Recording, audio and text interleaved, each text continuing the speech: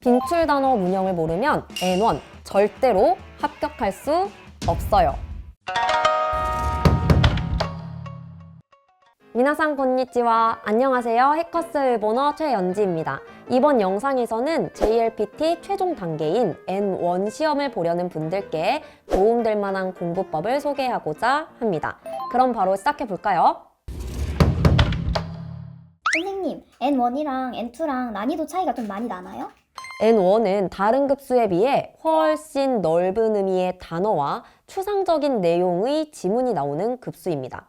그래서 외워야 하는 단어 양도 많아지고 부담이라는 학습자가 많아요. 특히 비슷하게 생긴 단어나 문형이 가진 뉘앙스 차이를 외우기 어렵다는 분들도 있는데요. 예시 문제처럼 비슷한 형태의 문맥에 맞는 조사, 부사, 접속사 등이 주어지고 빈칸에 들어갈 올바른 표현을 골라야 하는 문제가 등장하는데요.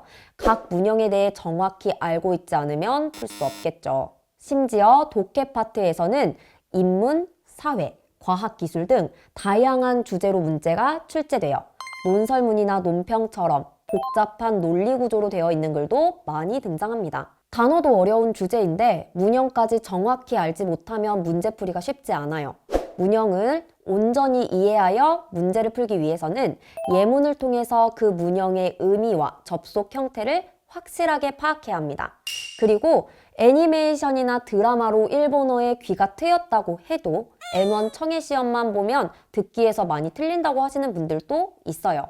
사실 JLPT에서는 출제되는 내용과 문제의 유형이 특정되어 있기 때문에 그 출제 유형을 집중적으로 파고들어야 합격에 한 걸음 더 가까워질 수 있답니다. 그래서 어려운 어휘를 외우고 청해 듣기 실력을 향상하려면 문제 속 모르는 단어는 반드시 짚고 넘어가야 시험장에서도 최대한 모르는 것 없이 문제를 풀 수 있어요. JLPT 한 권으로 합격 교재 속 해설집에는 핵심 표현과 필수 어휘가 상세하게 수록되어 있으니 문제를 풀고 나서 해석을 확인하며 단어를 학습하는 습관을 들이는 것이 좋겠죠?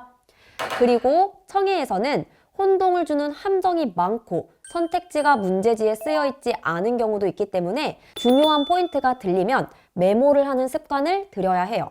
또한 별도의 답안 마킹 시간이 없기 때문에 정답 선택지에 대한 확신이 생기면 바로 마킹을 하는 것도 좋은 방법입니다. 저는 단어를 외울 때 주로 쓰면서 읽는 편인데 선생님만의 독특한 단어 암기법이 있나요? N1은 특히 어려운 한자어가 많이 나옵니다. 이런 걸 실생활에서 사용한다고?